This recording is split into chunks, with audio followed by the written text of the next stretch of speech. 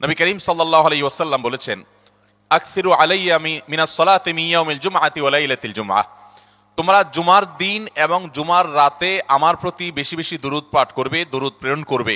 ফা ইন্না সালাতাকুম মা'রুদাতুন আলাই, কারণ তোমরা যে দুরূদ পাঠ করো এটা আমার কাছে পেশ করেন আল্লাহর ফেরেশতারা, এবং রীতিমতো নামধাম সহকারে আল্লাহর একদল ফেরেশতা নিয়োজিত আছে। তারা বলেন, আল্লাহ, হে আল্লাহ রাসূল, আপনার অমুক উম্মত, অমুক অনুসারী, আল্লাহর অমুক বান্দা পৃথিবীর অমুক প্রান্ত থেকে, অমুক দেশ থেকে, অমুকের সন্তান, সে আপনার প্রতি দুরূদ পেশ করেছে জুমার দিনে, জুমার রাতে বা অন্য সময়ে।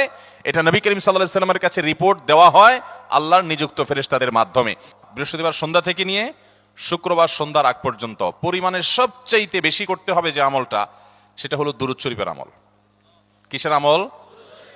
ভাইরা, দুরূদ এমন একটা আমল, আপনি যদি শুধু দুরূদের এই আমলটাকে আঁকড়ে ধরেন, সবসময় আপনার মুখ দিয়ে দুরূদ বের হতে থাকে, পড়তে থাকেন, তো নবী করিম সাল্লাল্লাহু আলাইহি সাল্লামের ভাষ্য অনুযায়ী, তার ওয়াদা অনুযায়ী, ইদান তুকফা হাম্মুক ওয়া তুগফার যামবুক, তোমার যত পেরেশানি আছে, নবী সাল্লাল্লাহু আলাইহি সাল্লাম বলেছেন, এই সব পেরেশানি দূর করার জন্য এই দুরূদের আমলটা যথেষ্ট হবে ইনশাআল্লাহ।